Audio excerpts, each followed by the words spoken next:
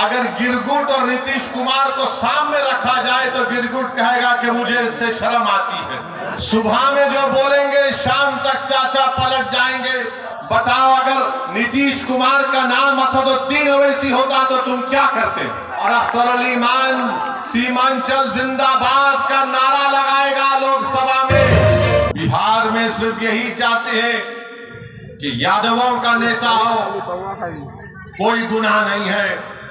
बिहार में कुर्मी कुशवाहा का नेता हो, कोई गुनाह नहीं है। बिहार में भूमिहार का नेता हो, कोई गुनाह नहीं है। बिहार में अप्रकाश का नेता हो, कोई गुनाह नहीं है। गुनाह उस वक्त हो जाता है जब गरीब और मजलूम मुसलमान खड़ा हो जाता है। तो चाहे मोदी हो, तेजस्वी हो, नीतीश कुमार हो, वो इस बात पर मुत्तफिक हैं कि सीमांचल से इंसाफ नहीं करेंगे और कभी भी आपकी सियासी लीडरशिप को भरने दिया जाएगा।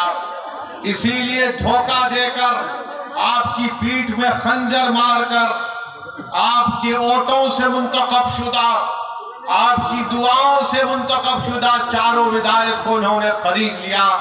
अब बताइए कौन जिम्मेदार है अगर आज बिहार में बीजेपी की सरकार है? तेजस्वी से पूछेंगे तो तेजस्वी बोलेंगे चाचा हमको छोड़कर चले गए। नीतीश कुमार से पूछेंगे तो अल्फाज चाप चाप कर बोलेंगे हम मर भी गए तो नहीं जाएंगे, अब कह रहे हैं कि हम यहीं रहेंगे। यानी नीतीश कुमार, अगर गिरगुट और नीतीश कुमार को सामने रखा जाए तो गिरगुट कहेगा कि मुझे इससे शर्म आती है। इतना रंग बदलते हैं नीतीश कुमार। सुबह में जो बोलेंगे शाम तक चाचा पलट जाएंगे। अरे जब तुम सत्ता में तेजस्वी चाचा के साथ आ गए तो बड़ा हाथ पकड़ कर चल रहे थे, गले मिल मिल कर बोल रहे थे कि हम ये कर देंगे। बताओ फिर क्या हुआ? क्या सीमांचल की जनता से इंसाफ हुआ?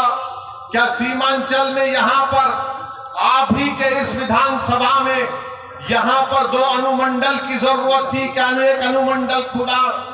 10वीं जमात के इम्तिहानात चल रहे, हमारे बच्चों को तकलीफ होती है, यहाँ की जनता को तकलीफ होती है, मगर सिर्फ खेल सत्ता का है और सिर्फ कोशिश यही होगी कि कहीं से भी किधर से भी सीमांचल की जनता से इंसाफ ना हो। मैं पहले भी आपसे कहा हूं और आज फिर कह रहा हूं मेरे भाई, जब तक अल्लाह असदुद्दीन ओवैसी को जिंदा रखेगा मैं सीमांचल की लड़ाई लड़ता था, लड़ रहा हूं और इंशाअल्लाह ताला लड़ता रहूंगा। सीमांचल की आवाज कभी खत्म होने वाली नहीं है। अगर तेजस्वी और नीतीश ये समझते हैं कि हमारे 4 विधायकों को तोड़कर तुमने सीमांचल की आवाज को खत्म करके रख दिया, मैं बताना चाह रहा हूं नरेंद्र मोदी को, नीतीश कुमार को, तेजस्वी को, सीमांचल की आवाज कभी खत्म होने वाली नहीं है। तुम तीनों इस बात को सुन लो, जब 2024 के लोकसभा के इलेक्शन होंगे तो इंशाअल्लाह ताला भारत की सबसे बड़ी पंचायत लोकसभा में सीमांचल की जनता अपने इंसाफ के लिए, अपने मान और सम्मान के लिए, अपनी गीरत के लिए सीमांचल की जनता इंशाअल्लाह ताला अख्तर अली मान को यहां से अपना एमपी बनाकर लोकसभा में भेजेगी। और अख्तर अली मान सीमांचल जिंदाबाद का नारा लगाएगा लोकसभा में, सीमांचल के इंसाफ की बात करेगा। अरे बताओ तुम कब तक धोखा दोगे सीमांचल की आवाम को? तुमने क्या किया? बोलते हैं कि हमने विकास किया। बताओ, वो उर्दू टीचर का मसला 2012 से चल रहा है, तुमने कौन सा विकास किया हमको बताओ। तुमने क्या उर्दू टीचर को भर्ती किया? नहीं किया आपने। मेरे भाई, आज आप देखते हैं कि देश में, मुल्क में किस तरह का माहौल है। फिरका परस्ती अपने अरूज पर है। नरेंद्र मोदी ने भारत की राजनीति से मुस्लिम अकलियत को बिल्कुल ही दूर करके रख दिया। आपकी आवाज कहां है बताओ?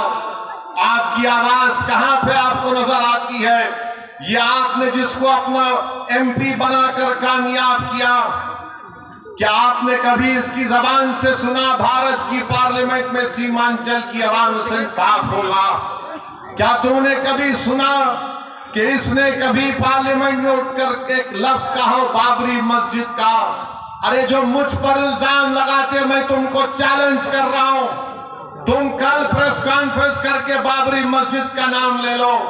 तुम कल प्रेस कॉन्फ्रेंस करके कह दो कि 6 दिसंबर 1992 को भारत के संविधान की धज्जियां उड़ाई गई थी।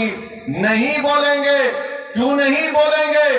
बोलेंगे हम कैसे बोलेंगे? अगर हम बोलेंगे तो हमको इनका वोट नहीं मिलेगा, उनका वोट नहीं मिलेगा। अरे बताओ, जब चुनाव आ जाते हैं तो हमारे गली कूचों में, हमारे गांव में, हमारे घर पर आकर हमसे कहते हैं कि सेकुलरिज्म को जिंदा रखने के लिए आप हमको वोट दो। मैं आपसे पूछना चाह रहा हूं मेरे अजीज दोस्तों, मेरी इज्जतदार माँ और बहनों, बताओ अगर नीतीश कुमार का नाम असदुद्दीन ओवैसी होता तो तुम क्या करते? नीतीश कुमार की जगह असदुद्दीन ओवैसी ये काम करता तो इस तमाम के तमाम खड़े हो जाते। ये तमाम के तमाम ये कहते हैं कि अगर ये मर जाए तो कब्रिस्तान में इसको जगह मत दो, मगर उसका नाम नीतीश कुमार है तो तुम अपनी जबानें बंद कर बैठते हो।